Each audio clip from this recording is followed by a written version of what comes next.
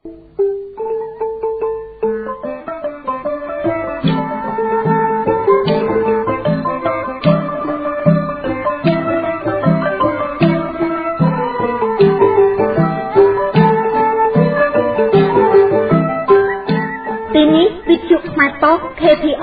ផ្សាយចេញពីទីក្រុងខ្មែរ Long Beach រដ្ឋ California នៃសហរដ្ឋអាមេរិក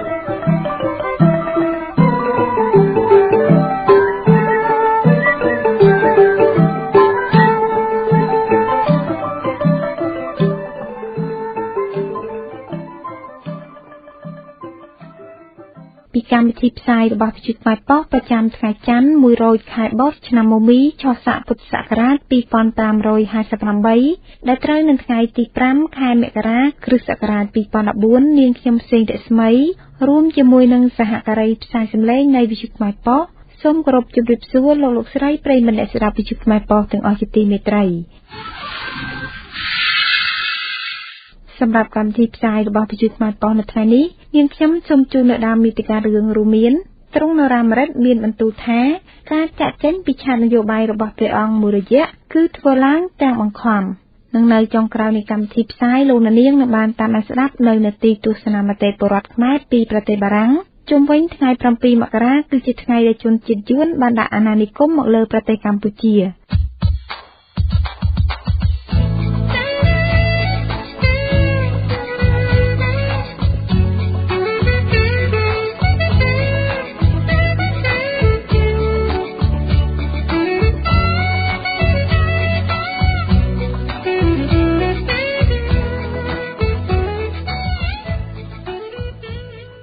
ចាលំដាប់តទៅនេះសូមជូនព័ត៌មានពិស្ដាទ្រង់នរាមរិទ្ធមានបន្ទូលថាការចាក់ចេញពីឆាកនយោបាយមួយរយៈរបស់ព្រះអង្គគឺធ្វើឡើងទាំងបង្ខំលោកបញ្ញាពលលំអិតពិស្ដានៅព័ត៌មាននេះសម្ដេចក្រមព្រះនរោត្តមរណរដ្ឋមិនមានបំណងណាមួយចាក់ចេញពីឆាកនយោបាយឡើយតែការដែលព្រះអង្គចាក់ចេញពីគណៈបកហ្វុនស៊ិបិចកន្លងទៅនោះគឺធ្វើឡើងទាំងបង្ខំពលគឺត្រូវបានគេដកចេញពីប្រធានគណៈបកទ្រង់មានបន្ទូលបែបនេះនៅក្នុងសន្និសីទសារព័ត៌មានមួយនៅព្រះរាជដំណាក់របស់ទ្រង់ស្ថិតក្នុងបរិយាទន្លេបាសាក់នាព្រឹកថ្ងៃច័ន្ទទី5ខែមករាឆ្នាំ2015ព្រះអង្គបន្តថាទ្រង់ត្រូវបានគេបង្ខំឲ្យលាលែងចេញពីឆាកនយោបាយបើមិនដូច្នោះទេកូនចៅរបស់ព្រះអង្គនឹងរងការចាក់ខ្លួនគេដេកខ្ញុំចេញទេព្រះអង្គមួយខ្ញុំបានសុំឈប់ទេរួចទៅខ្ញុំធ្វើវិញគេទេលេហ្វូនទៅប្រាប់ខ្ញុំជុំនៅសុប្រាំងទៅដល់ពុកចឹងទៅដល់ពុកខ្ញុំចេញបាត់បានខ្ញុំវាទម្លាក់ពុកខ្ញុំវាតែក្រូចដូចគ្នាទេទេលេហ្វូនមកប្រាប់ថាព្រះអង្គបើព្រះអង្គមិនទេគេចាប់សង្គមខ្ញុំសៀកលេងអាននឌីយ៉ានិងសង្ហាដាក់គុកខ្ញុំថាឲ្យសួរសិនគេចង់បានអី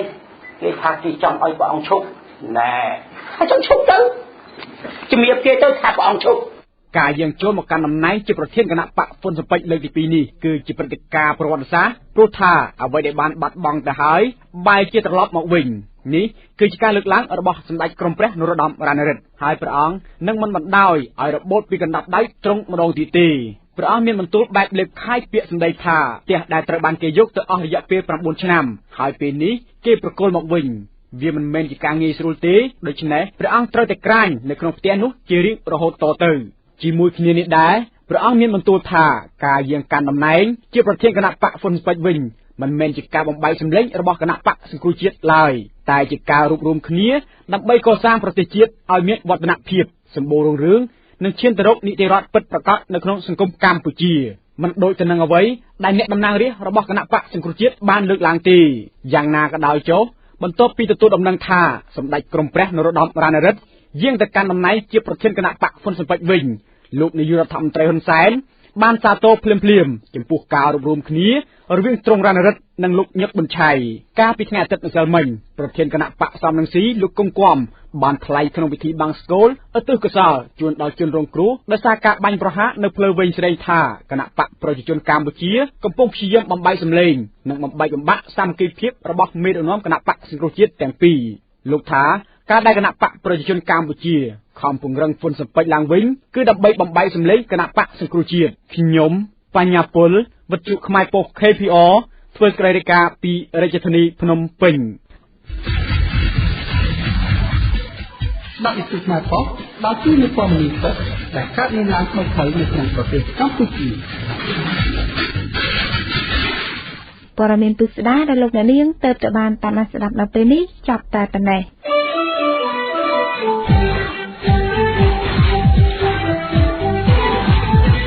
លោកអ្នកកំពុងស្ដាប់វិទ្យុខ្មែរប៉ុស្តិ៍តែជាទីក្រុងបិទរដ្ឋកាលីហ្វ័រញ៉ាសហរដ្ឋអាមេរិក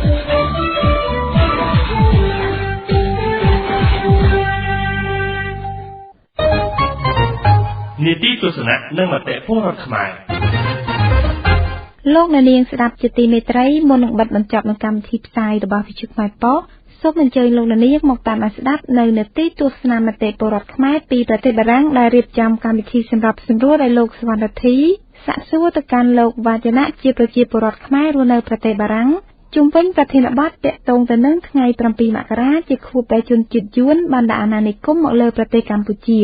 ជាថាតើនីតិទស្សនៈមតិពលរដ្ឋខ្មែរខាងលើមានខ្លឹមសារយ៉ាងណានោះដូច្នេះសូមអញ្ជើញលោកអ្នកនាងមកតាមស្ដាប់ពិស្ដារដូចតទៅបាទជំរាបសួរប្រិយមិត្តអ្នកស្ដាប់វិទ្យុខ្មែរប៉ុស្តិ៍ទាំងក្នុងនិងក្រៅប្រទេសទាំងអស់ជាទីមេត្រីបាទសម្រាប់នីតិទស្សនៈមតិពលរដ្ឋខ្មែរនៅថ្ងៃនេះវិទ្យុខ្មែរប៉ុស្តិ៍នឹងលើកយកនៅប្រធានបទទាក់ទងទៅនឹងថ្ងៃទី7មករាគឺជាថ្ងៃដែលជនជាតិយួនបានដាក់អាណានិគមមកលើប្រទេសកម្ពុជាបាទសម្រាប់វាគ្មិនដែលបានចូលមកធ្វើការបកស្រាយប្រចាំសប្តាហ៍រៀងរាល់ថ្ងៃច័ន្ទនោះគឺលោកវ៉ាចនៈដែលលោកជាពលរដ្ឋខ្មែររស់នៅប្រទេសបារាំងបាទដោយសារតែវិទ្យុខ្មែរប៉ុស្តិ៍បានធ្វើការទំនាក់ទំនងតាមរយៈប្រព័ន្ធ Skype ទៅកាន់ប្រទេសបារាំងបានហើយមុននឹងចូលទៅនឹងសំណួរសួរដេញដោលនៅក្នុងវេលានេះជាដំបូងសូមជម្រាបសួរលោកវ៉ាចនៈបាទសូមជំរាបសួរលោកសវណ្ណរិទ្ធីបាទហើយនឹងសូមជំរាបសួរបងប្អូនប្រិយមិត្តខ្មែរទាំងអស់គ្នាដែលតាមដានស្ដាប់វិទ្យុខ្មែរប៉ុស្តិ៍ជាទៀងទាត់មកហើយនឹងខ្ញុំជូនពរឆ្នាំថ្មីដែរឲ្យទាំងអស់គ្នាប្រកបដោយសុខភាពល្អនិងមានសិរីសួស្តីគ្រប់ពេលវេលាទាំងអស់បាទលោកវ៉ាចនៈនៅថ្ងៃនេះយើងនឹង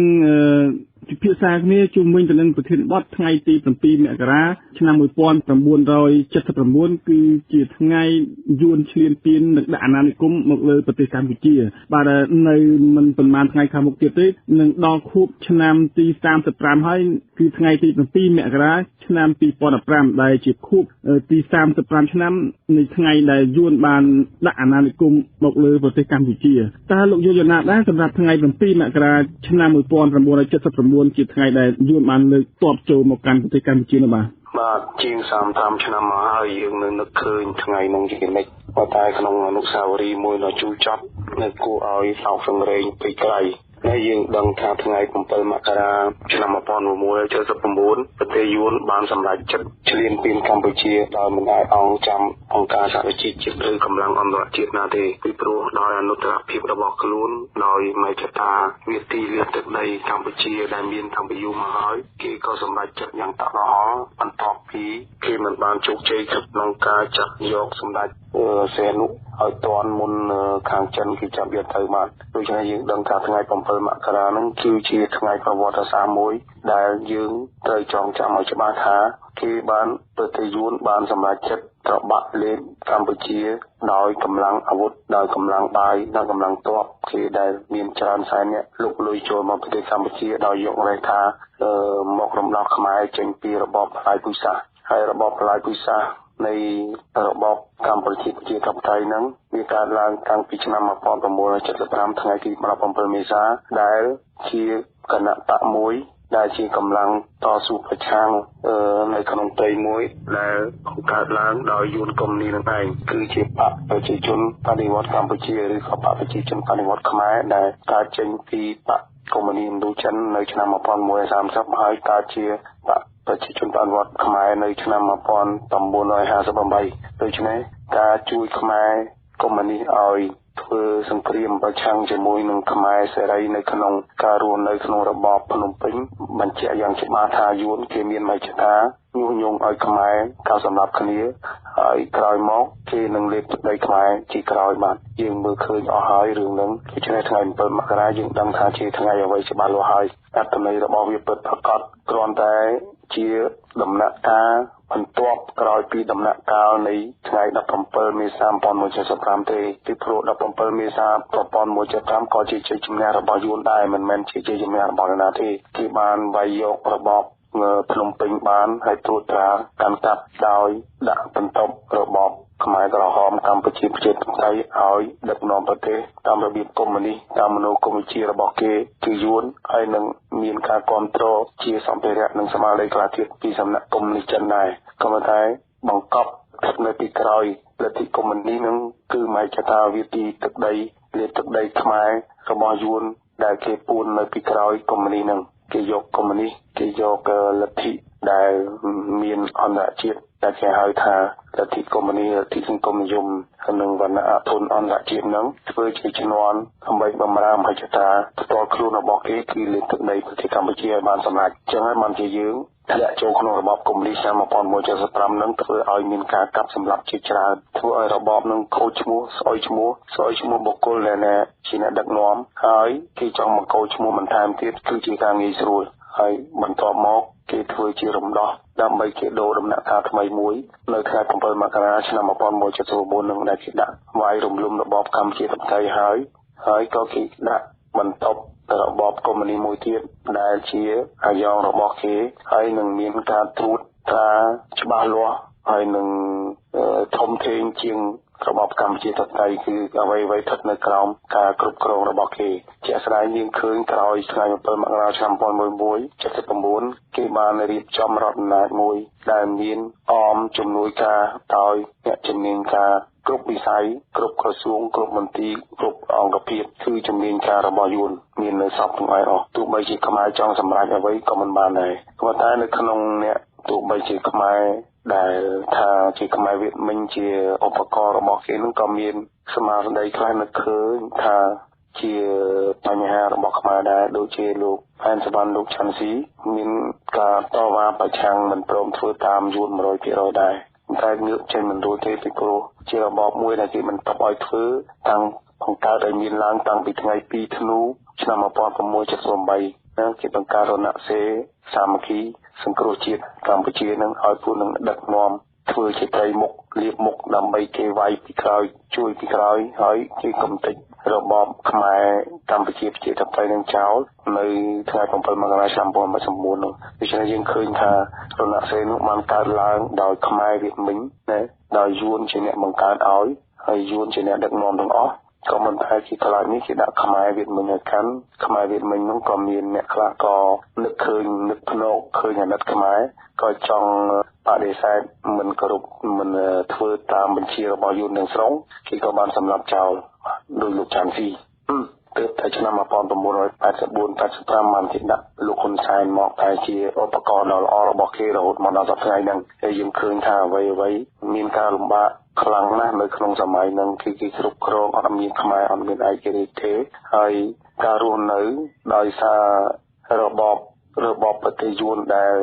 វាឈ្លានពានប្រទេសកម្ពុជាដាក់ជាចំណងរបស់ខ្លួនអញ្ចឹងប្រទេសយួនក៏ជាប់គំនាបសេដ្ឋកិច្ចនិងគំនាបនយោបាយពីសហគមន៍អន្តរជាតិធ្វើឲ្យប្រទេសយួនក្រលំបាកវេទនាក្នុងការរស់នៅដែរណាអ្វីព្រឹត្តិការណ៍កាលពីឆ្នាំ1979រហូតដល់ឆ្នាំ89នឹងមានរៀបរាប់នៅក្នុងសៀវភៅជញ្ជាំងឫស្សីរបស់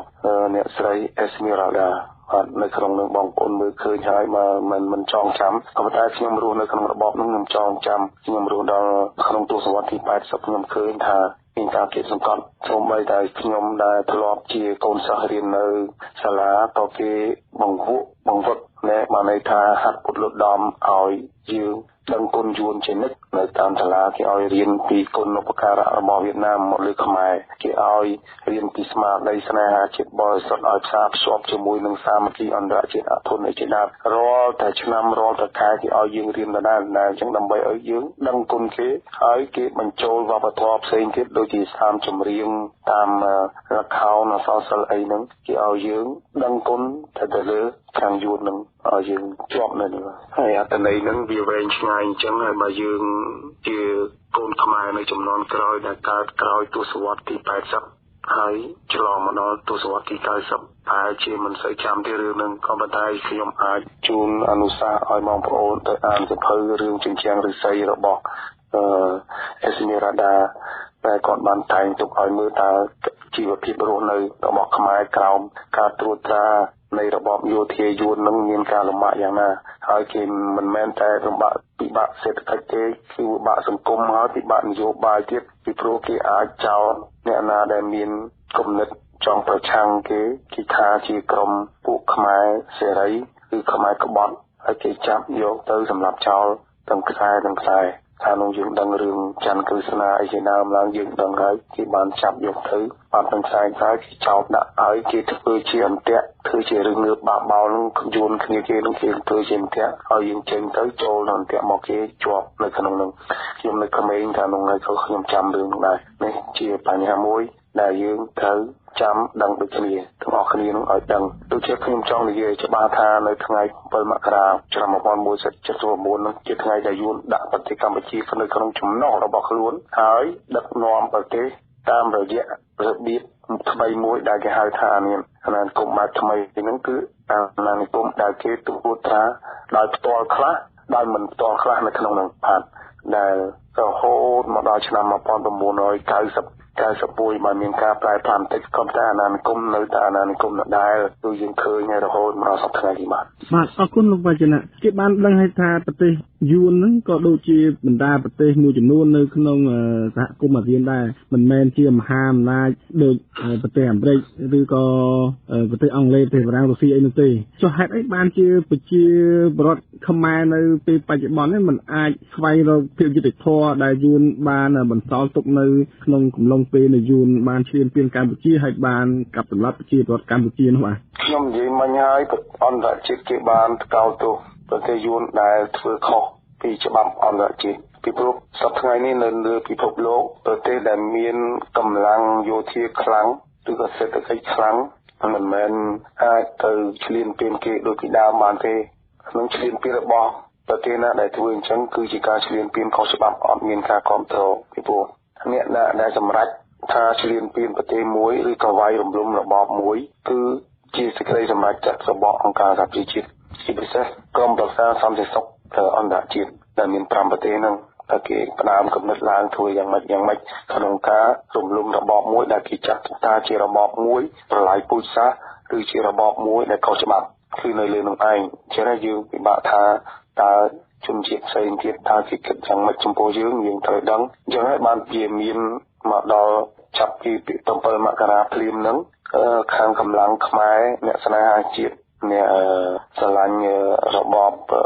សេរីនិយមគេនាំគ្នាទៅតស៊ូដោយកម្លាំងអាវុធវិញដែរនៅតាមជាយដែនគេបានពឹងពាក់ដែនដីសៀមខ្លះដោយជួលដោយអង្គការសហជាតិឬក៏បង្កើតជាជំរំនៅតាមជាយដែនដែលជាប់នឹងព្រំប្រទល់ជាមួយនឹងប្រទេសសៀមបង្កើតបានជាជំរំតស៊ូដើម្បីតស៊ូប្រឆាំងនឹងវត្តមានទាហានកងទ័ពរបស់យួននៅលើទឹកដីខ្មែរជាការខុសច្បាប់ដូច្នេះការតស៊ូរបស់ខ្មែរយើងនៅតាមជាយដែនសម័យនោះគឺជាការស្របច្បាប់វាអញ្ចឹងមានអញ្ចឹងហើយយើងថាសម័យនោះឥឡូវបើសិនជាបញ្ហានោះនៅដដែលសូម្បីតែសម័យឥឡូវក៏នៅការស្របច្បាប់ដែរបើសិនជាមានបាទក៏មិនតែចាប់ពីមានកិច្ចព្រមព្រៀងមកវាមានការដូរផ្លាស់បន្តិចអញ្ចឹងបានខ្ញុំចង់និយាយពីវិវត្តនៃអាណានិគមយួននៅក្នុងប្រទេសខ្មែរហ្នឹងក្រោយឆ្នាំ1991 93បាទតើវាទៅជាយ៉ាងណាបាទលោកវចនៈបន្ទាប់ពីសហគមន៍អន្តរជាតិបានទទួលស្គាល់ថាយួនបានធ្វើការឈ្លានពានមកកម្ពុជានៅឆ្នាំ1979ហ្នឹងសហគមន៍អន្តរជាតិក៏បានរៀបចំឲ្យមានជាសន្តិភាពនៅឯទីក្រុងប៉ារីសដើម្បីបញ្ចប់ចំនួនរវាងភាគីដែលមានចំនួនទាំង4ហ្នឹងដើម្បីឲ្យមានការធ្វើមកកាន់មាតុភូមិកម្ពុជាវិញដើម្បីស្វែងរកសន្តិភាពជូនប្រជាពលរដ្ឋកម្ពុជាទាំងមូលបាទសម្រាប់សន្និសីទទីក្រុងប៉ារីសថ្ងៃទី23ខែតុលាឆ្នាំ1991តើលោកវចនៈយល់យ៉ាងណាដែរខ្លឹមសារនៃថ្ងៃទី23តុលានោះបាទយើងឃើញហើយការកាន់កាប់ប្រទេសកម្ពុជាពីឆ្នាំ1979ដោយកម្លាំងទាហានទ័ពយួននៅក្នុងប្រទេសកម្ពុជាគឺជាទង្វើមួយដែលធ្វើឲ្យអន្តរជាតិថ្កោលទោសខ្លាំងហើយធ្វើឲ្យប្រជាពលរដ្ឋខ្មែរអ្នកស្នេហាជាតិនឹងខឹងក្តៅក្រោលកាយខ្លាំងមែនទែនចំពោះបញ្ហា ត្រួតត្រាប្រទេសមួយដោយកម្លាំងយោធានៃប្រទេសមួយទៀតហើយជាពិសេសជាប្រទេសយួនដែលធ្លាប់ជាសត្រូវប្រវត្តិសាស្ត្ររបស់ខ្មែរទៅទៀតបាទដូច្នេះបញ្ហាហ្នឹងគឺខ្មែរដែលអ្នកតស៊ូតាមជាដែនគេមិនរៀថយជាដាច់ខាតគេនៅតែទៅមុខរហូតទោះបីស្លាប់ឬក៏រស់យ៉ាងណាគេមិនគិតទេគេគិតតែបញ្ហារំដោះជាតិចេញពីអាណានិគមយួនគិតអញ្ចឹងហើយបានជាបរទេសគឺឃើញថាដំណើរហ្នឹងវាទាក់ទងនឹងបញ្ហាភូមិសាស្ត្រនយោបាយដែរកាលពីសម័យនោះជាពិសេសនៅក្នុងសម័យសង្គ្រាមត្រជាក់ផងខាងនោះកម្លាំងខ្មែរឆ្លោះគ្នាមែនក៏ប៉ុន្តែមានបរទេសនៅក្រៅខ្នងមិនថាមកបរទេសយួននៅក្រៅខ្នងខ្មែរទេក៏ប៉ុន្តែមានបរទេសមួយទៀតនៅក្រៅខ្នងយួនគឺរុស្ស៊ីសហភាពសូវៀតកាលខាងនោះដែរនេះហើយសហភាពសូវៀតមានសង្គ្រាមត្រជាក់ជាមួយនឹងប្លុកសេរីគឺសហរដ្ឋអាមេរិកនិងប្រទេសអឺរ៉ុបខាងលិចអញ្ចឹងมันកើតឡើងដែលមានការរង្គើនៅរបបដឹកនាំនៅប្លុកសង្គមនិយមប្លុកកុម្មុយនីសរបស់សហភាពសូវៀតក្រោយពីមានការកែតម្រង់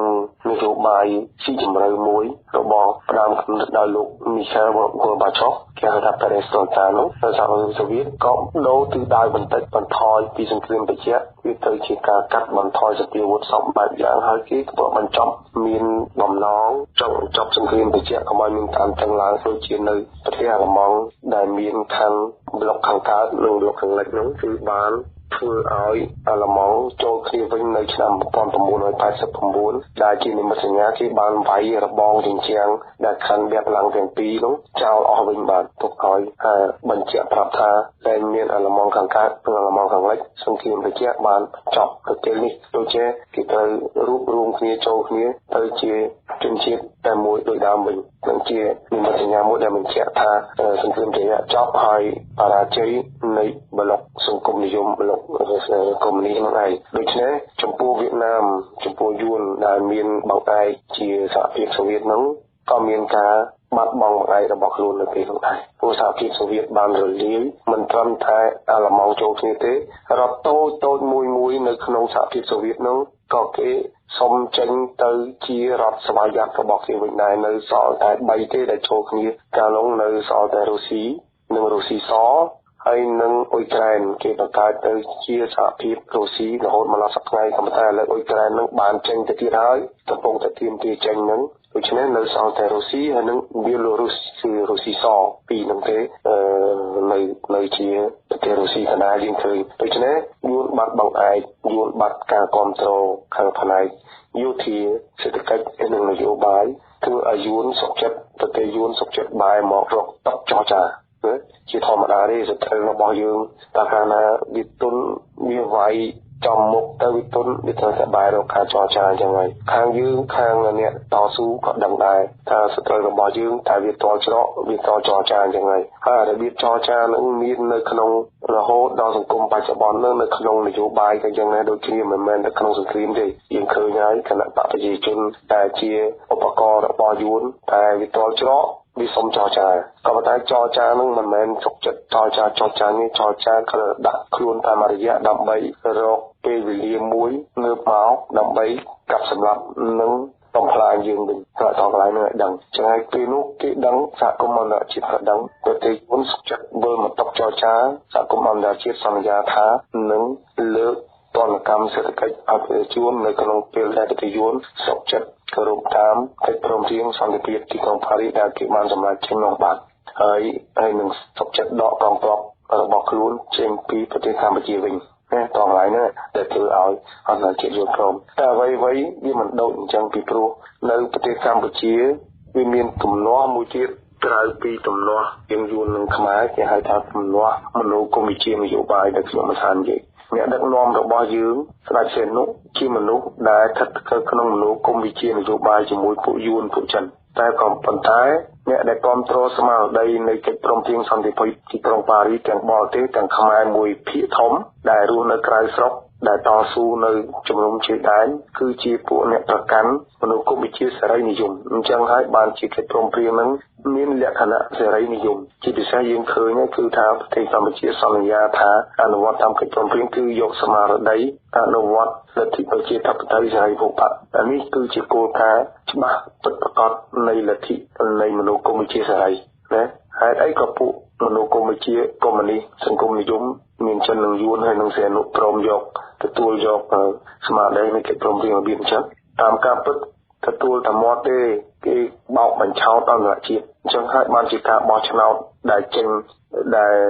លទ្ធផលនៃការបោះឆ្នោតដែលចេញមកពីការរៀបចំរបស់អង្គការសហប្រជាជាតិនៅឆ្នាំ1993ហ្នឹងចេញមកពីលក្ខណៈសេរីអញ្ចឹងបោះឆ្នោតទៅឃើញគណៈបកហ្វុនស៊ីពេចដែលនៅក្នុងនោះភាគច្រើនបិទតែពួកនឹងជាពួករាជានិយមក៏ប៉ុន្តែមានកម្លាំងជាច្រើននៅក្នុងនោះជាពួកមនុស្សកុម្មុយនីសសេរីនិយាយចំទៅពួកអាមេរិកនិយមបាទទាំងរណរដ្ឋខ្លួនឯងនោះក៏អញ្ចឹងដែរក៏ប៉ុន្តែដោយឪពុករបស់ខ្លួនសេនុគាត់មិនបានបោះបង់ចោលមនុស្សកុម្មុយនីសដើមរបស់គាត់ទេគឺមនុស្សកុម្មុយនីសកុម្មុយនីសហ្នឹងគាត់សុខចិត្តបាយសហការជាមួយនឹងពួកគណៈបកប្រជាជនតែដោយយកទាំងកូនរបស់ធំមួយឈ្មោះចក្រភពហ្នឹងឲ្យចូលទៅជាមួយរកកលល្បិចយ៉ាងណាដើម្បីបោកបញ្ឆោតអន្តរជាតិបោកបញ្ឆោតអង្គការសហប្រជាជាតិដែលគេរៀបចំសន្និសីទឲ្យចេញជាកិច្ចព្រមព្រៀងសន្តិភាពទីក្រុងប៉ារីសហ្នឹងយកកិច្ចព្រមព្រៀងហ្នឹងគ្រាន់តែជាធាឡប់ឡាយហើយយកចំណេញផលប្រយោជន៍ដើម្បីវិលទៅរកស្ថានភាពដូចដើមវិញណាកាន់តែប៉ុណ្្នឹងទេយើងនិយាយដល់អញ្ចឹងមកឆ្នាំ93ហ្នឹងយើងឃើញមានព្រឹត្តិការណ៍ប្លែកដែលមានហើយដែលខ្មែរយើងប្រជាពលរដ្ឋខ្មែរដែលបោះឆ្នោតឈ្នះហើយសុខចិត្តទទួលយកដំណោះស្រាយនយោបាយរបៀបអញ្ចឹងដំណោះស្រាយនយោបាយបោកប្រាស់មួយដែលធ្វើឲ្យពួកមនុស្សកុម្មុយនីសកុម្មុយនីសនឹងស្ថិតនៅកាន់អំណាចបានបន្តទៀតជាពិសេសពួកដែលជាឧបករណ៍របស់យួនបន្តកាន់អំណាចបន្តទៀតរហូតដល់ឆ្នាំ1997ក៏ពួកនឹងបានធ្វើរដ្ឋប្រហារផ្ដាច់យកអំណាចតែម្នាក់ឯងតែម្ដងបាទដូច្នេះចាប់ពីឆ្នាំ1997មករដ្ឋាភិបាលដែលកើតឡើងដោយការធ្វើរដ្ឋប្រហារនោះគឺជារដ្ឋាភិបាលមួយដែលមិនស្របច្បាប់ពីព្រោះរដ្ឋាភិបាលនឹងបានលោកហ៊ុនសែននឹងបានធ្វើរដ្ឋប្រហារទម្លាក់នាយករដ្ឋមន្ត្រីមួយដែលគេជ្រើសរើសដោយមតិប្រជាធិបតេយ្យគឺការបោះឆ្នោតដែលរៀបចំនៅអ៊ុនតាហើយខ្លួនក៏បានរំលំបានទម្លាក់នាយករដ្ឋមន្ត្រីចេញហើយដាក់តាំងចាត់ចែងអីនាយករដ្ឋមន្ត្រីបណ្ដោះអាសន្នអីខ្លួនឯងទាំងអស់ហើយរៀបចំបោះឆ្នោតទៅតាមគម្រោងរបស់ខ្លួនទាំងអស់នេះជាការមួយដែលគណៈបកប្រជាជនធ្វើតាមខ្សែញាក់របស់ទីក្រុងហាណូយឲ្យធ្វើអញ្ចឹងដើម្បីឲ្យបាន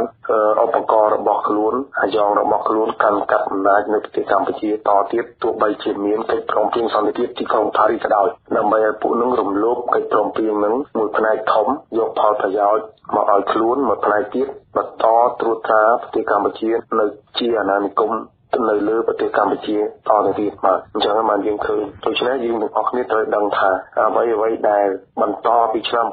1997រហូតមកដល់សប្តាហ៍នេះគឺអត់ស្របច្បាប់ទាំងអស់យើងសូមបញ្ជាក់ប្រាប់អន្តរជាតិនិងបរទេសដែលទទួលស្គាល់ទោះបីជាទាំងមូលឬក៏ទទួលស្គាល់ដោយខ្លះហើយបានរកស៊ីនៅជាមួយនឹងរបបដែលឡើងកាន់អំណាចដោយរដ្ឋប្រហារហ្នឹងគឺខុសច្បាប់ហើយរកស៊ីខ្ចីលុយអ្វីទាំងអស់គឺប្រជាពលរដ្ឋខ្មែរសូមរក្សាសិទ្ធិតវ៉ាទៅថ្ងៃក្រោយគឺយើងមិនទទួលខុសត្រូវនៅលើអ្វីទាំងអស់ហ្នឹងដែលអន្តរជាតិឬរដ្ឋាភិបាលដែលមាន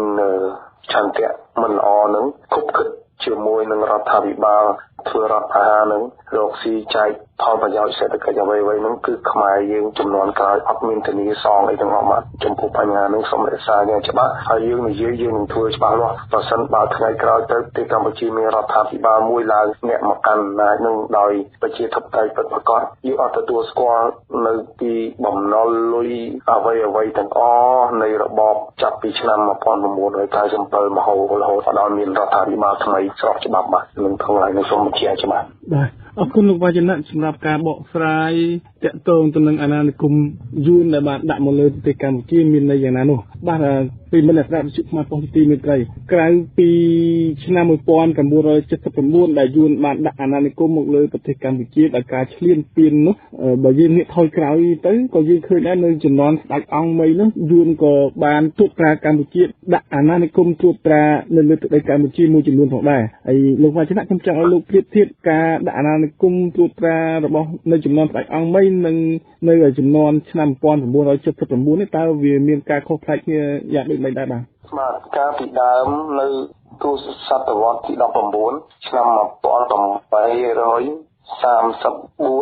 ល់ឆ្នាំ1840គឺជារជ្ជកាលនៃស្ដេចអង្គមី ដែលយួនស្ដេចយួនម្នាក់ឈ្មោះមីងម៉ាងដែលបានមកត្រួតត្រានៅប្រទេសកម្ពុជាហ្នឹងហើយគេបានដាក់អាយ៉ងគេមួយចឹងនេះឲ្យសោយរាជឈ្មោះស្ដេចអង្គមីហ្នឹងបាទហើយរបៀបដាក់អាណានិគមនៅសម័យនោះគឺគេដាក់អាណានិគមដោយផ្ទាល់ហើយថាយួនគេមកត្រួតត្រាផ្ទាល់ហើយក៏មិនតែកណ្ដាស្ដេចឲ្យមានស្ដេចខ្មែរមួយដើម្បីឲ្យខ្មែរអស់ចិត្តពេលនោះហើយវាមានការជិះជាន់ខ្លាំងមែនទែនយើងទៅបែរមើលប្រវត្តិសាស្ត្រនោះសម័យដាំតែអង្គក៏នៅពេលនោះដែរគឺកើតនៅលើទឹកដីខ្មែរនិងលើទឹកដីកម្ពុជាក្រោមនៅរាជការស្ដេចអង្គមីហ្នឹងខាងយើងនេះគេបង្ខំសូម្បីតែរូបសន្តានសម្លៀកបំពាក់ក៏គេឲ្យស្លៀកពាក់តាមគេណាមានតាំងពីស្លៀកពាក់អាវផាយមានតាំងពីទុកសក់បួងទុកសក់វែងហើយបួងហើយបង្ខំឲ្យស្ដេចនឹងធ្វើតាមបញ្ជារបស់គេ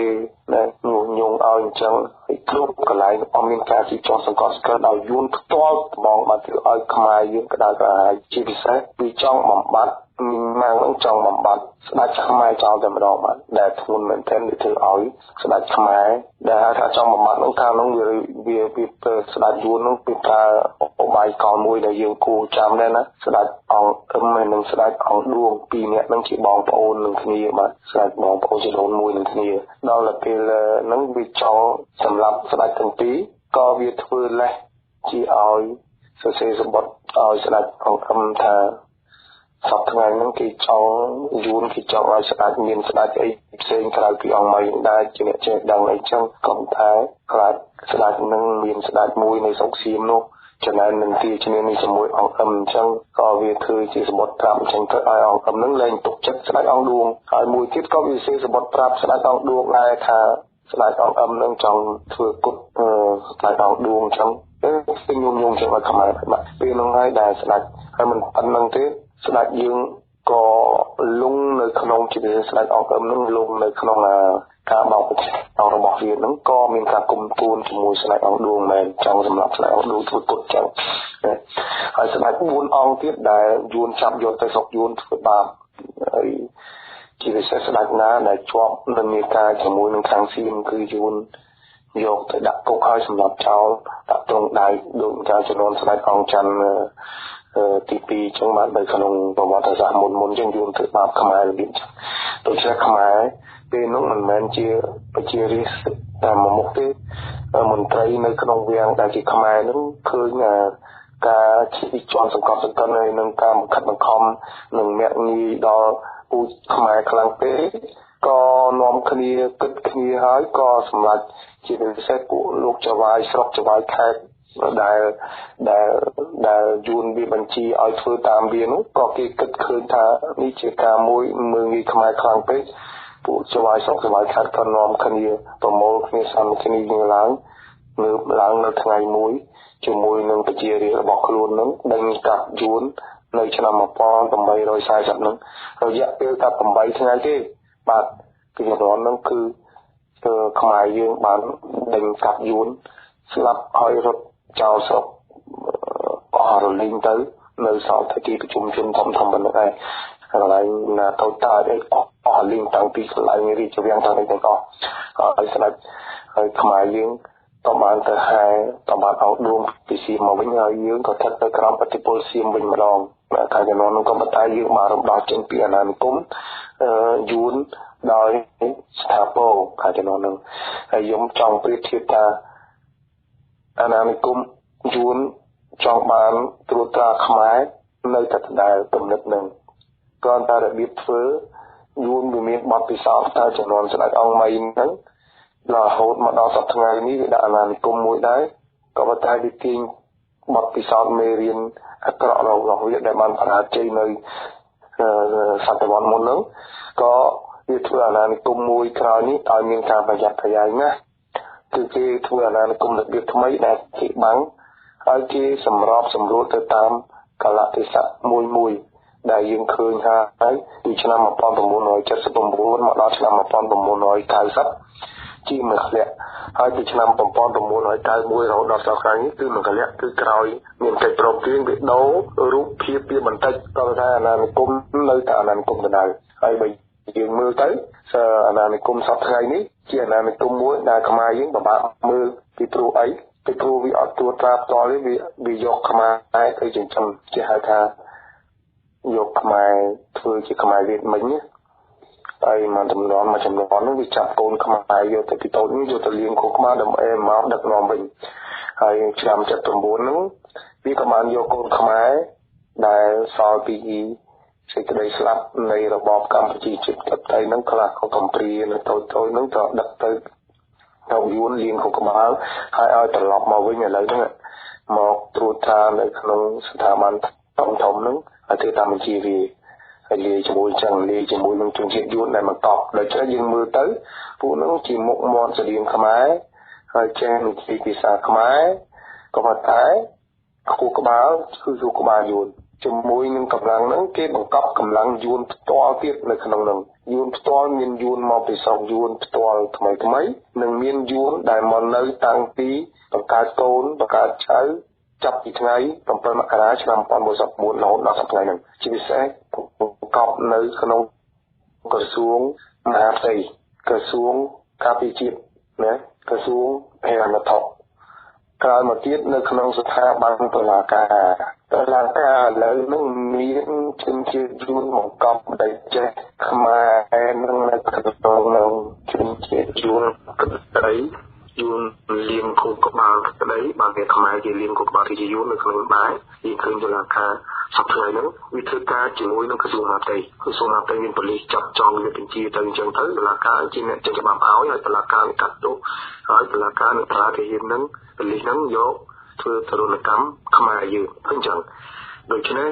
អ្នកដែលនិយាយថាគាត់នៅបង្កប់នៅក្នុងជួររដ្ឋាភិបាលគឺខ្វល់ទៅនិយាយទាំងអស់ថាបង្កប់នៅក្នុងរដ្ឋអំណាចនៃប្រទេសកម្ពុជាទាំងមូលច្រើនដល់កម្រិតមួយហើយសូមតែស្មើចំនួនស្ដេចអង្គមីនឹងទៅហើយក៏បន្តខ្មែរហើយដើម្បីបានមើលឃើញបើខ្មែរចង់មើលឃើញស្រួលណាយើងឃើញនៅថ្ងៃនេះឃើញទេជាខួប1ឆ្នាំនៃអង្គើអក្រិតកាលពីឆ្នាំមុនថ្ងៃទី3ខែមករានៅផ្លូវវែងផ្សេងណាយើងសូមធ្វើខូបរំលឹកខូបអ្នកដែលស្លាប់ធម្មតាអ្នកដែលស្លាប់ហើយជាតែគោរពញាណខណ្ឌពីអ្នកដែលស្លាប់នឹងមិនមែនស្លាប់ដោយប្រព្រឹត្តអំពើទុច្ចរិតទេតែគឺជាស្លាប់ដើម្បីផលប្រយោជន៍ជាតិស្លាប់ដើម្បីបញ្ហាជាតិបញ្ហាទាមទារសិទ្ធិសេរីភាពរបស់មនុស្សដូច្នេះត្រូវតែគោរពញាណខណ្ឌគេហើយយើងឃើញពាក្យដាក់ទៅហ៊ានមកដាក់បលិសមកដាក់ពេកអមមកណាបញ្ជាដោយនេះបញ្ជាក់ថាពួកនេះមិនមែនជាខ្មែរទេអ្នកដែលដាក់កម្លាំងដើម្បីនឹងទាំងអ្នកបញ្ជាទាំងអ្នកធ្វើបាត់តែមានលីខ្មែរខ្លះអ្នកធ្វើក៏ប៉ុន្តែអ្នកបញ្ជាសុទ្ធជាពួកយួនដែលវាកប់នៅក្នុងនោះហើយបើមានការអ្វីគឺតុលាការវាចេញពីការហៅយកទៅសួរចម្លើយហើយនឹងបញ្ជាឲ្យដាក់គុកទៀតបាទអញ្ចឹងទៅមើលឲ្យច្បាស់រឿងហ្នឹងដូច្នេះខ្មែរយើងដល់កហើយបើយើងព្រៀបធៀបទៅដល់កហើយលទ្ធផលដូចកម្រិតនៃការត្រួតពិនិត្យបន្តឹងនៅឆ្នាំ2015នេះវាស្មើកម្រិតកាលពីឆ្នាំ1840ហើយបាទដូចគ្នាអញ្ចឹងសូមខ្មែរយើងមើលច្បាស់ខ្ញុំនិយាយនៅក្នុងវិទ្យុនោះដើម្បីបងប្អូនយើងដឹងណាថាយើងត្រូវធ្វើយ៉ាងម៉េចការជំនាន់នោះ1840ខ្មែរអត់មានស្អីអ៊ីនធឺណិត Facebook អីព័ត៌មានអីលឿនដូចសប្តាហ៍ទេអត់មានបងទេណាអន្តរជាតិណាគេមើលឃើញយើងទេដូច្នេះហេតុអ្វីខ្មែរអាចរំដោះខ្លួនបានហើយស្រាប់តែពេលនេះឥឡូវនោះការជិះជាប់សង្កត់សង្កិនរហូតដល់ចង់លេបទឹកដីខ្មែរឲ្យคล้ายទៅជាទឹកដីកម្ពុជាក្រោមនិងទឹកដីលាវទៀតក៏ខ្មែរនៅមិនដឹងខ្លួនហើយអត់មានការឬបំរាស់ងើបចេញពីនិមនានិគមទូថាអញ្ចឹងមិនបញ្ជានៅអញ្ចឹងយើងត្រូវមើលឲ្យដឹងច្បាស់ថាយើងដល់កម្រិតមួយហើយដូច្នេះសូមឲ្យដឹងខ្លួនសូមឲ្យពិនិត្យមើលគ្រប់ស្ថាប័នទាំងអស់ដែលត្រួតត្រានៅប្រទេសកម្ពុជាបច្ចុប្បន្ននេះគឺជាទង្វើដែលមានបញ្ជានឹងធ្វើទៅតាមអាណានិគមរបស់យួនជាពិសេសអ្នកដឹកនាំនយោបាយយួននៅក្នុងហាណូយបាទលោកវចនៈមិញលោកមានប្រសាសន៍ថានៅក្នុងក្រសួងសមត្ថកិច្ចនៅកម្ពុជានឹងយួនបានដាក់កម្លាំងរបស់គេនឹងស្ទឹងតែគ្រប់អស់ទៅហើយដូចជាស្ថាប័នតុលាការហ្នឹងលោកមានប្រសាសន៍មិញគាត់ថាក៏មានយួនធ្វើការនៅក្នុងនោះដែរហើយចុះហេតុអ្វីបានជា នៅពេលថ្មីៗនេះតុលាការហ្នឹងបានចេញនីតិការតាមចាប់ខ្លួនលោកថោងតាមដែលជាជនជាតិយួនហើយក៏ជាសិទ្ធិមួយរូបដែរហើយក៏ធ្លាប់បានជួយទៅដល់គណៈបព្វជិជនកម្ពុជាជាថាវិការហ្នឹងក៏មិនតិចដែរហើយចំពោះបញ្ហានេះតើលោកលើកឡើងយ៉ាងណាដែរបាទអាចមានអញ្ចឹងដែរពីព្រោះខ្មែរយើងហៅថាពីលស៊ីពីលដល់ពេលផលប្រយោជន៍នៃប្រកាសនិងសេដ្ឋកិច្ចវាធំពេកវាប៉ះពាល់ដល់ក្រុមយួនផ្សេងទៀតហើយបើយើងមើលទៅអ្នកដែលចាប់លោកថោងសារ៉ាត់ហ្នឹងអ្នកដែលផ្ដើមគំនិតចោទលោកថោងសារ៉ាត់ហ្នឹងគឺជាយួនដែរហើយកម្លាំងសមត្ថកិច្ចដែលចាប់លោកថោងសារ៉ាត់ហ្នឹងក៏ជាយួនចំណែកឯតុលាការយើងមិនជឿតែតុលាការនឹងក៏សុខចិត្តចេញដីកាឲ្យតាមចាប់ទៅតាមនឹងដែរពីព្រោះវាត្រូវតែបង្ហាញប្រាប់ថាដូចលោកហ៊ុនសែនក៏ថាតុលាការស្រុកខ្មែរឯករាជ្យចឹងទៅបង្ហាញអញ្ចឹងដើម្បីកុំឲ្យថាតុលាការនឹងមាននេះអានឹងជា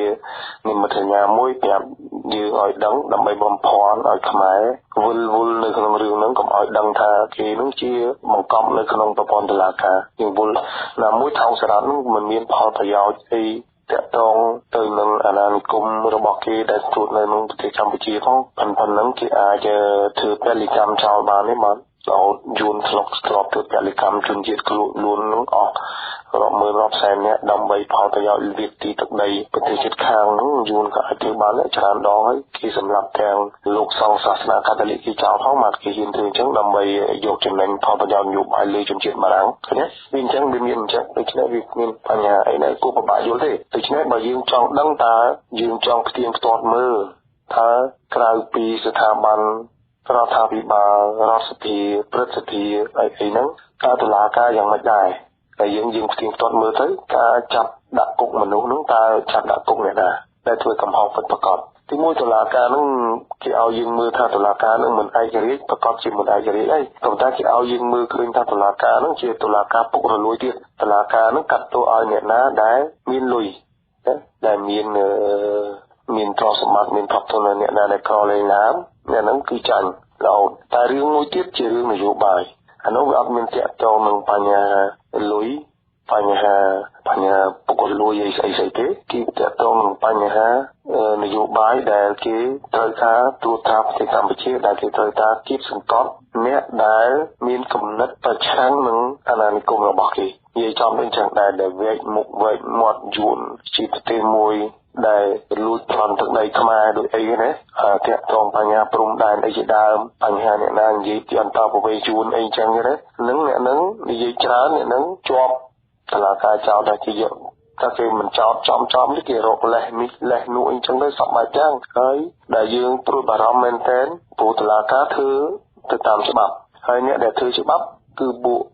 រដ្ឋសភានិងពួកព្រឹទ្ធសភាណាគ្នាទៀតព្រឹទ្ធសភានិងរដ្ឋសភានឹងយូរទៅវាមានឥទ្ធិពលយួននៅក្នុងនោះដូចជាគេបង្កើតច្បាប់ឧទាហរណ៍ច្បាប់ឬអានពូជសាសន៍ជាដើមដូច្នេះដល់ការច្បាប់នោះបានអ្នកណាគេអនុវត្តគឺតុលាការអនុវត្តហើយអ្នកដែលណាដែលដៃដល់ចាប់នោះគឺជាពួកគ្នាដែលបង្កប់នៅក្រសួងមហាផ្ទៃដែលជាប៉ូលីសទាហានណាគេធ្វើអានឹងដូច្នេះគ្រប់ធាតុទាំងអស់គេអាចធ្វើយើងបានទាំងអស់ហើយសួរថាប្រជាពលរដ្ឋយើងខ្មែរម្ចាស់ស្រុកម្ចាស់ប្រទេសហ្នឹងនៅសល់អ្វីទៀតនយោបាយគេយកអស់អំណាចអ្វីគេយកអស់ទ្រព្យធនគេយកអស់ដីធ្លីហើយនឹងផ្ទះសម្បែងក៏គេយកអស់ហើយក្រៅពីនឹងគេធ្វើអ្វីក៏បានគេចង់បំពុលយើងក៏បានគេចង់ឃោសនាផ្សព្វផ្សាយថាយើងនឹងជា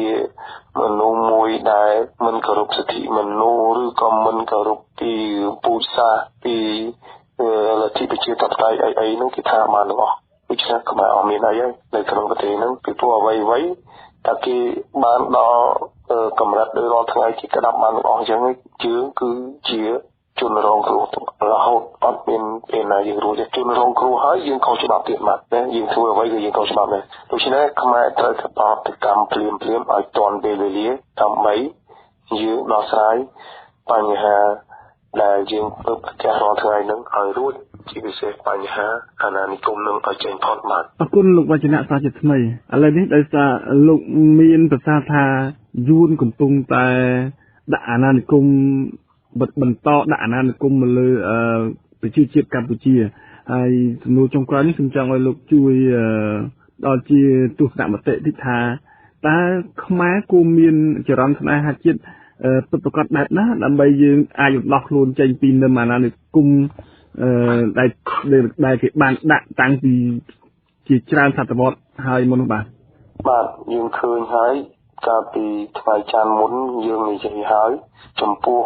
ស្ថានភាពជាក់ស្ដែងដែលយើងឃើញដែលយើងដឹងគ្រប់គ្នាប្រជាពលរដ្ឋយើងកំពុងតែរស់នៅជួបបញ្ហារាល់ថ្ងៃហ្នឹងយើងដឹងហើយថាស្ថានភាពរបៀបហ្នឹងបញ្ហារបៀបហ្នឹងយើងមិនអាចដោះស្រាយតាមដំណោះស្រាយនយោបាយបានទេតែទោះបីជាគណៈបកសង្គ្រោះជាតិចូលទៅជាមួយធ្វើការសហប្រតិបត្តិការជាមួយនឹងគណៈបកជាជនដែលជាកញ្ចក់យួននឹងក៏ដោយទោះបីជាយើង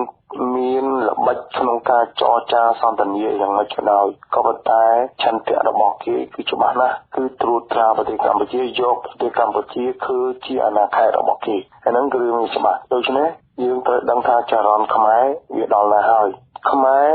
ចាប់ផ្ដើមយល់ហើយជាពិសេសខ្មែរយល់តាំងពីឆ្នាំមុននៅពេលដែលខ្មែរយើងស្រែកតាមមេដឹកនាំគណៈបកសង្គ្រោះជាតិដែលនាំខ្មែរស្រែកធ្វើបាតកម្មហ្នឹងស្រែកធ្វើជាយខោហ្នឹងថាដូណាស្រែកថាដូរហូតរំពងរន្ទឺពេញប្រទេសកម្ពុជាសឹងទាំងមូលទាំងអស់អ្នកណាក៏គេឮដែរដឹងហើយអាឆន្ទៈដូររបស់ប្រជាពលរដ្ឋយើងហ្នឹងគឺអត់អាចប្រែប្រួលបានទេដូច្នេះគាត់ចេញមកស្រែកដូរគាត់ចេញមកសម្ដែងមតិចេញមកធ្វើបាតកម្មហ្នឹងគឺដោយឆន្ទៈពិតប្រាកដរបស់គាត់គ្មានអ្នកណាគេទៅជួលលុយគាត់មកទេគាត់មានមធ្យោបាយលក់ទ្រព្យធនគាត់ខ្លះដូចជាជ្រូកគោក្របីមាន់ទាឆ្កែអីជាដើមហ្នឹងគាត់សុខចិត្តមកដើម្បីឲ្យដូរឲ្យបានទោះបីជាក៏អស់ទ្រព្យពេលហ្នឹងក៏គាត់អាចរកបានមកវិញនៅពេលក្រោយដែរក៏ប៉ុន្តែគួរឲ្យសន្តាយអ្នកនយោបាយដែលបានបំផុសផ្ដើមគំនិតនឹងថាដូរហើយត្រូវជាគាត់ប្រែប្រួលឆន្ទៈរបស់គាត់ទៅជាមិនដូរហើយទៅជាសហការទៅវិញអាហ្នឹងធ្វើឲ្យស្ថានភាពនឹងវាហួសជ្រុលទៅធ្វើឲ្យឱកាសដ៏ល្អនឹងវាទៅកន្លងបាត់ទៅណាហើយយើងដឹងហើយកន្លងបាត់លើកនឹងវាអស់មានដំណោះស្រាយនយោបាយទៀតហើយណាសូម្បីតែឆ្នាំមុនហ្នឹងក៏យើងដឹងដែរបិទបោះឆ្នោតទៅបោះឆ្នោតឈ្នះលើលុបក៏គេមិនឲ្យយើងឈ្នះដែរគេបន្លំគេថាយើងបានតែ55ហើយគេបានដល់68ដូច្នេះគេបន្តកាន់អំណាចយើងឃើញទេដូច្នេះប្រជាជនមិនមែនគិតរំពឹងលើការបោះឆ្នោតទេតាមការពិតប្រជាជនគិតរំពឹងលើការសាមគ្គីភាពរបស់គាត់ទាំងអស់គ្នានឹងជាធ្លុងមួយដោយមានអ្នកនយោបាយចូលរួមជាមួយដល់ពេលអ្នកនយោបាយគាត់ចាក់ចេញទៅបោះបង់ចោលឆន្ទៈគាត់ចាក់ចេញគាត់បែកផ្លូវទៅផ្សេងទៅបែកផ្លូវចោលពីឆន្ទៈប្រជាពលរដ្ឋពិតប្រាកដទៅហើយគាត់ទៅចូលជាមួយគេពេលនោះហើយដែលខ្មែរយើងទាំងអស់គ្នាដឹងខ្លួនថាអូអ្នកនយោបាយគេមិនយល់ពីឆន្ទៈពិតប្រាកដរបស់ប្រជាពលរដ្ឋទេគេនិយាយបំភ្លៃថាប្រជាពលរដ្ឋអើយដូរមិនបានទេតើថាយើងត្រូវការពេលវេលាបន្តិចឲ្យយើងចូលទៅជាមួយបានយើងដូរកើតគេបំភ្លៃអញ្ចឹងការពិតមិនមែនអញ្ចឹងទេបងតែចូលចរចាជាមួយពួកសត្រូវហើយសត្រូវដូចជានិយាយទាំងថាវាអន់មិនវាចរចាមកវាឈ្នះស្រាប់មែនទែនវាមិនចរចាទេបើគណៈប្រជាជនឈ្នះ68មែនគឺវាតែចរចាណាមកវាដឹងខ្លួនថាចាញ់នឹងវាលួចជេរនឹងហើយมันវាចរចាវាសុខចិត្តអញ្ចឹងយើងត្រូវដឹងថាឥឡូវលទ្ធផលឃើញហើយកន្លះឆ្នាំមកហើយក្រោយពីការចូលសភាយើងឃើញណាតើបានផលលទ្ធផលអ្វីខ្លះតើអាចដោះស្រាយទេមើលទៅតំណងបន្តទៅទៀតហើយគណៈបកសង្គ្រោះជាតិនឹងនៅសល់ធម្មពាក្យមួយថាដូរកោជបប៉ុណ្្នឹងឯងហើយយើងដឹងហើយថាកោជបមិនមែនជាកត្តាសំខាន់សម្រាប់បោះឆ្នោតសម្រាប់ដូររបបនឹងទេគឺជាការបោកប្រាស់សុទ្ធសាធមិនមែនធំនៅលើកោជបទេពីព្រោះបោះឆ្នោតរាល់តែលើករៀបដល់ថ្ងៃបោះឆ្នោតនិងក្រោយថ្ងៃបោះឆ្នោតរៀបចេញលទ្ធផលនឹងគេដាក់ចល័តកងទ័ពហើយនឹងរថក្រោះរាល់តែលើកអញ្ចឹងមិនមែនដឹងទេមេគណៈបកទាំងអស់គ្នានឹងសឹកថាឃើញហើយក៏ប៉ុន្តែគាត់មិនចង់និយាយគាត់និយាយរឿងហ្នឹងគាត់និយាយមិនកើតគាត់និយាយថារឿងកោជបអញ្ចឹងទៅដើម្បីបញ្ឆោតប្រជាពលរដ្ឋយើងឲ្យរងចាំខ្ញុំថារងចាំហ្នឹងកាលណាអាណានិគមមួយត្រួតត្រាជិះជាន់យើងនៅរងចាំបានន័យថាយ៉ាងម៉េចបានន័យថាមួយថ្ងៃយើងកាន់តែស្លាប់ទៅអត់មានថ្ងៃកាលណាយើងទុកពេលវេលាកាន់តែយូរដំណោះស្រាយកាន់តែយ៉ាប់ណាមានអញ្ចឹងទេបើដំណោះស្រាយឆាប់បើយើងធ្វើភ្លាមអាដំណោះស្រាយនឹងកាន់តែងាយឃើញទេ អញ្ចឹងពេលវេលាគឺអញ្ចឹងគាត់តែបើគាត់និយាយថាឲ្យរងចាំបានន័យថាគាត់ចង់ឲ្យដំណោះស្រាយកាន់តែយ៉ាងថ្ងៃហើយមិនដឹកដោះស្រាយកាន់តែថងក៏ប៉ុន្តែឥឡូវហ្នឹងនិន្នាការនៃចរន្តខ្មែរនៅលើពិភពលោកណាគេចាប់តាមបើកភ្នែកហើយពីព្រោះគេភ្ញាក់ពើដល់ឃើញគណៈបក្សសង្គ្រោះជាតិមកប្រាស់ប្រជាពលរដ្ឋថាដូរហើយស្អាតតែយកកម្លាំងប្រជាពលរដ្ឋដែលបង្ហាញប្រាប់ពួកផ្ដាច់ការពួកអាណានិគមយួននឹងថាខ្មែរឥឡូវនេះរួមគ្នាហើយដើម្បីកម្ចាត់ដេញឯងចេញពីប្រទេសយើងហើយក៏តែអ្នកនយោបាយយើងបានយកកម្លាំងដែលយើងបញ្ចេញនឹងយកទៅលុបឲ្យបរទេសបាត់ហើយដើម្បីលៀបសការៈផ្ទាល់ខ្លួនរឿងនេះយើងមិនអាចប្រកែកបានដាច់ខាតអ្នកនយោបាយមិនអាចប្រកែកបានដាច់ខាតពីព្រោះជាក់ស្ដែងណាស់ដែលអស់លោកចូលក្នុងសហការជាមួយនឹងនៅក្នុងសភាជាមួយគណៈបកប្រជាជននោះគឺអ្នកឯងដោះជាមួយនឹងលៀបសការៈទាំងអំណាចទាំងបុណ្យស័ក្តិហើយនៅមានអ្វីក្រៅពីនឹងទៀតដែលយើងមិនអាចថាបានក៏ប៉ុន្តែយើងអាចសន្និដ្ឋាននៅក្នុងចិត្តយើងបានណាគេហៅថាលៀបសការៈនោះមកអញ្ចឹងណាហើយលើចរន្តខ្មែរចាប់ផ្ដើមដឹងហើយខ្មែរស្គាល់ហើយព្រោះបទពិសោធន៍ខាងពីជំនាន់មុនមកដែលយួនបានដាក់អាណានិគមលើប្រទេសកម្ពុជាយើងចាក់ចេញពីអាណានិគមបានដោយការងើបឡើងគឺការបណ្ដេញពួកបរទេសចេញពីប្រទេសកម្ពុជាពីព្រោះបញ្ហាខ្មែរត្រូវការដោះស្រាយបញ្ហារវាងខ្មែរគ្នាឯងដោយយួនដែលធ្លាប់ខ្លួននឹងធ្លាប់ដេញបរទេសអាណានិគមបរទេសចេញដែរយួនទាមទារចង់ឲ្យយួនជាមួយនឹងយួនដោះស្រាយបញ្ហារវាងយួនខាងជើងនិងយួនខាងត្បូងកាលពីជំនាន់មុននោះគឺយួនបានដេញចក្រពត្តិអាមេរិកចេញខ្លួនហើយចក្រពត្តិអាមេរិកដេញគេចេញហើយក៏បានបង្រួមយួនខាងជើងនិងយួនខាងត្បូងចូលគ្នាពីព្រោះតែមានបរទេសនៅនឹងបរទេសវាបំបាក់សាមគ្គីនៃជាតិនឹងហើយឥឡូវយួនមកបំបែកបាក់ខ្មែរនិងខ្មែរឲ្យឆ្លោះគ្នាខ្ញុំគិតមើលខ្មែរចេះតែឆ្លោះគ្នាមកពីមានយួននៅហ្នឹងបើយើងមិនដេញយួនចេញខ្មែរសាមគ្គីគ្នានឹងកសាងប្រទេសកម្ពុជាមួយថ្មីតែមានមូលដ្ឋាននៃទីក្រុងពីសន្តិភាពទីក្រុងប៉ារីសដឹកនាំប្រទេសតាមលទ្ធិប្រជាធិបតេយ្យសេរីវប្បពិតប្រាកដគឺប្រទេសប្រជាធិបតេយ្យយកគំរូតាមប្រចាំប្រទេសពិតប្រាកដមកមិនមែនដោយរាល់ថ្ងៃឯងបន្លំចឹងទេបាទខ្មែរនៅតែវេទនាការរឹបអូសដីធ្លីនៅតែមានចាប់ខ្មែរដាក់គុកវាយតបធ្វើបាបអាងបញ្ចេញ PM ហើយនឹងបលិសមកវាយជនជាតិខ្លួនឯងយកពាក់ផ្លាកថាជាបលិសរបស់ខ្មែរក៏ប៉ុន្តែពួកយួនបង្កប់នៅក្នុងនោះវាយធ្វើបាបខ្មែរបលិសគេទៅការពារសន្តិសុខឲ្យខ្មែរមិនមែនមកគំរាមនៅពេលដែលគេចេញទាមទារពីសិទ្ធិសេរីភាពរបស់គេទេមិនមែនចឹងទេយើងមើលទៅដូច្នេះខ្ញុំរំពឹងនៅលើនឹងហើយបងប្អូនដែលគេថាជាបណ្ឌិតជាបញ្ញវន្តនៅក្នុងប្រទេសកម្ពុជានឹងក៏ល្មមយល់ដែរបាទល្មមយល់ឲ្យច្បាស់ហើយរឿងបញ្ហាដែលកើតមាននៅប្រទេសកម្ពុជានឹងយើងឮហើយយើងដឹងហើយឃើញគេជជែកគ្នាហើយក៏តែគេជជែកគ្នានៅសើពេកព្រឹត្តិការណ៍ស្ថានភាពរបស់ប្រជាពលរដ្ឋពិតប្រាកដនឹងវាហួសពីការជជែករបស់លោកបើយើងសង្កេតស្ដាប់មើលអ្នកវិភាគបណ្ឌិតដែលវិភាគនៅតាមវិទ្យុហើយនឹងអ្នកប្រជាពលរដ្ឋដែលគេទូរស័ព្ទមកសួរឃើញថាអ្នកទូរស័ព្ទនឹងយល់ជ្រៅជាងពួកបណ្ឌិតដែលជជែកនៅលើទូរទស្សន៍ឆ្ងាយណាស់បាទមិនដឹងជាលោកបណ្ឌិតនឹងគាត់ធ្វើពើជាមិនដឹងក៏មិនដឹងព្រោះតែខ្ញុំស្ដាប់មើលទៅឃើញអ្នកទូរស័ព្ទមកមិនមែនសួរពីច្រើនគេបញ្ចេញយោបល់គេបញ្ចេញពីទស្សនៈគេដែលគេមើលឃើញស្ថានភាពជាក់ស្ដែងនៅប្រទេសកម្ពុជាបច្ចុប្បន្នវាដល់កម្រិតណាហើយអស់លោកជាអ្នកបញ្ញវន្តគាត់និយាយសារប្រហែលជា 10% ទេអ្នកទូរស័ព្ទមកជាប្រជាពលរដ្ឋពិតប្រាកដនឹងគាត់និយាយច្បាស់លាស់របស់គាត់ដល់ 100% មកហើយទាំងដូចអញ្ចឹងទៅវាទៅជាបណ្ឌិតមើលឃើញតាមសភាពការនោះដើរតាមក្រោយប្រជាពលរដ្ឋវិញប្រជាពលរដ្ឋនោះគាត់ដឹងសភាពការនោះច្រើនជាងអ្នករៀនសូត្រទៅវិញវាប្រមាណអញ្ចឹងដូច្នេះស្ថានភាពនោះយ៉ាប់ហើយ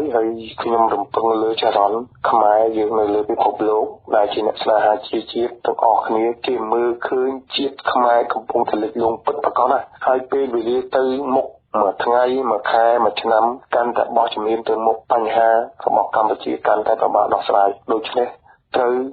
គិតថាពេលវេលាកាន់តែអស់ហើយបើកាន់តែយូរខ្មែរកាន់តែវេទនាកាន់តែស្លាប់ហើយស្ថានភាពនឹងយើងប្រមាថស្ដារកាន់តែជ្រៅទៅទៀតមកឆ្នេះត្រូវរំលឹកគិតមើលហើយចរន្តដែលមាននៅលើពិភពលោកនេះជាកំពុងតែប្រមូលផ្ដុំគ្នាគិតគូរពីរឿងនឹងហើយខ្ញុំសង្ឃឹមថាវិទ្យុ វិទ្យុខ្មែរទាំងអស់នៅលើបណ្ដាញអ៊ីនធឺណិតក្តីនៅក្នុងជាវិទ្យុផ្លេកង់នៅក្នុងប្រទេសកម្ពុជាក្តីគួរតែផ្សព្វផ្សាយបញ្ហានឹងឲ្យយល់គឺថាឲ្យយល់ជាពិសេសឲ្យដឹងថា7មករារហូតមកដល់ថ្ងៃនេះ7មករាឆ្នាំ1949រហូតមកថ្ងៃនេះគឺជាអាណានិគមរបស់យួនដាក់នៅលើប្រទេសកម្ពុជាហើយបើជាអាណានិគមដើម្បីចេញពីអាណានិគមមានតែផ្លូវមួយគត់មិនមែនការចរចាទេគឺការធ្វើការរំដោះខ្លួនចេញពីអាណានិគមដូចប្រទេសយួនដែលខ្លួនធ្លាប់ស្ថិតនៅក្រោមអាណានិគមបរទេសដែរក៏ធ្លាប់តស៊ូចឹងដែរឥឡូវខ្លួនមកដាក់អាណានិគមលើប្រទេសខ្មែរដូច្នេះខ្មែរសូមរក្សាសិទ្ធិដូចអ្នកឯងចឹងគឺបណ្ដេញអ្នកឯងចេញដោយកម្លាំងខ្មែរខ្លួនឯងហើយបើអ្នកឯងចង់ស្រួលខ្លួនចង់ជៀសវាងការបង្ហូរឈាមសូមអ្នកឯងគោរពតាមកិច្ចព្រមព្រៀងសន្តិភាពទីក្រុងប៉ារីសអាហ្នឹងគឺយើងដោះស្រាយបញ្ហាដោយសន្តិវិធីគឺដូចមានចែងនៅក្នុងកិច្ចព្រមព្រៀងដែលហៅថាស្ដីពីឯករាជ្យអធិបតេយ្យបាទប្រទេសទាំង18ចុះហត្ថលេខាយល់ព្រមឲ្យនឹងធានាឲ្យប្រទេសកម្ពុជាមានឯករាជ្យមានអធិបតេយ្យដូច្នេះសូមឲ្យយួននិងចិនប្រទេសទាំងបានផ្សេងទៀតដែលកំពុងដើរតាមប្រទេសយួនប្រទេសចិនមករំលោភប្រទេសកម្ពុជារំលោភសិទ្ធិកិច្ចព្រមព្រៀងសន្តិភាពទីក្រុងប៉ារីសសូមឲ្យបែរមើលនឹងវិញកុំថាខ្មែរល្ងងសពជាតិមិនដឹងអីថាខ្លួនសុខចិត្តចុះហត្ថលេខាឲ្យឯករាជ្យហើយខ្សែតែមកកន្លះមករំលោភលើឯករាជ្យបរណភាពនិងអធិបតេយ្យរបស់ខ្មែរអញ្ចឹងកើតទេបើបរទេសអស់នឹងនៅតែមើលមិនឃើញធ្វើជាមើលមិនឃើញនៅសង្ងំកេងប្រវ័ញ្ចផលប្រយោជន៍ដោយតាមរយៈអាណានិគមយួនរបៀបអញ្ចឹងខ្មែរប្រកាសជាងើបឡើងបណ្ដេញទាំងអស់ដែលប្រើកម្លាំងខ្លួនឯងបាទនឹងជាយោបល់ចុងក្រោយរបស់ខ្ញុំបាទអរគុណលោកវចនៈដោយសារតែពេលវេលាយើងបានមកដល់ទីជុំបញ្ចប់ហើយមុននឹងបញ្ចប់នៃកម្មវិធីផ្សាយរបស់វិទ្យុខ្មែរតនៅថ្ងៃនេះខ្ញុំសូមថ្លែងអំណរគុណលោកវចនៈដែលបានចំណាយពេលវេលារបស់លោកមកធ្វើការឆ្លើយបំភ្លឺទៅនឹងប្រធានបទរបស់យើងនៅថ្ងៃនេះគឺប្រធានបទឆ្នាំ1979គឺជាថ្ងៃដែលយួនបានដាក់អាណានិគមមកលើប្រទេសកម្ពុជារហូតមកដល់ពេលបច្ចុប្បន្ននេះបាទខ្ញុំសូមអរគុណនិងសូមជម្រាបលាលោកវចនៈបាទខ្ញុំក៏សូមអរគុណលោកសវណ្ណវធីដែរដែលបានផ្ដល់ឱកាសឲ្យខ្ញុំបានសម្ដែងមតិរបស់ខ្ញុំហើយទាន់ពេលវេលាផងហើយនឹងចំពេលមួយដែលជាហៅថាខួបទី35នៃថ្ងៃ7មករាផងហើយខ្ញុំសូមអរគុណបងប្អូនជនរួមជាតិទាំងអស់ដែលបានតាមស្ដាប់វិទ្យុខ្មែរប៉ុស្តិ៍បាទសូមជម្រាបលាសូមបងប្អូនមានសេចក្តីសុខហើយនឹងមានសេចក្តីរីករាយក្នុងការរស់នៅរបស់បងប្អូនអរគ្នាជាពិសេសរំពឹងទៅលើកម្លាំងរបស់ខ្លួនផ្ទាល់ក្នុងការសម្រេចជោគវាសនារបស់ខ្លួនបាទសូមអរគុណ